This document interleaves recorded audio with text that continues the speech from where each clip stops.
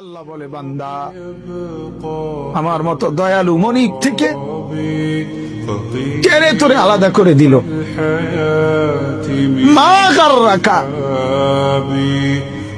আরে বান্দা আমার থেকে কেন আলাদা হলি? আমি কি অপরাধ করেছি?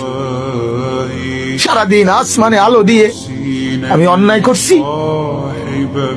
আজ আবার রাতের বেলা ঘুমের পরিবেশের জন্য অন্ধকার করে দিয়ে আমি অপরাধ করছি? মা গাররাক, এই যুবক, তোমার কাছে তোমার মালিক অপরাধ কি করছে বল না বেটা, বল। কেন সেজদা করলি না ভাইয়া? আল্লাহ তোমার কাছে কি অন্যায়টা করছে? কি অন্যায়